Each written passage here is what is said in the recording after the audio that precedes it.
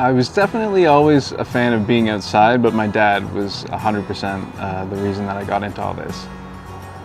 He would always take us back into the, we lived on a ravine, so he would take us back into the ravine. We'd catch snakes, we'd catch frogs, we'd save bugs from the river, things like that. And that's just kind of stayed with me ever since. And I mean, how could it not, really? You know, you're out here every day. I think the thing that really pops out to me is just that there's so many opportunities to learn. Literally every day I'm out there, I'm learning something new, or something else about something I already knew about.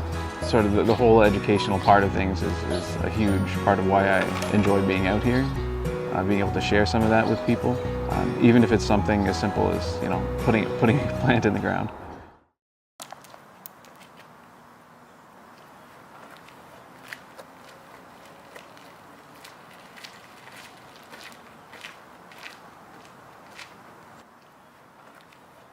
So today at the Riverwood Conservancy, we're going to be doing a little bit of planting. If you haven't done this before, not to worry. It's actually really easy. If you have the right tools, follow a couple quick steps, it shouldn't be a problem at all. Okay, so now that you've made sure there's no hazards in the area, it's time to get to work. So the first thing we want to make sure of is that our plants are about a shovel's length apart from each other. This is to ensure that they don't intrude on one another when they're growing. Once you've selected your spot, you can start digging your hole. You're going to want to dig about the depth of the pot that the plant comes in. In addition to that, you're going to want it to be about 2 to 3 times as wide as that pot. You don't want it too deep and you don't want it too shallow. And that's to allow for the roots to be able to expand into new territory once they're all ready. Make sure that you take your plant out of the pot before putting it in the ground. You can always use the shovel handle to make sure that the top of the soil is level with the ground around it. Once it's in the ground, you can begin to cover it up with the soil that you've dug up already. Make sure that soil is in all the spaces around the plant. You don't want to leave a whole lot of air inside.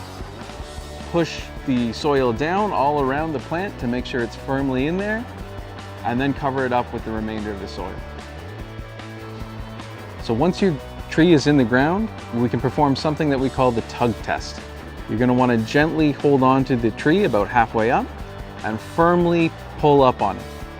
If the tree doesn't move out and the soil stays compact, you've planted the tree properly.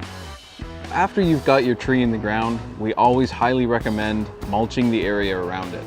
Different materials can be used for mulch, but at the Riverwood Conservancy, we use wood chips. When you're placing the mulch in a circle around the tree, you want to think of a donut rather than a volcano.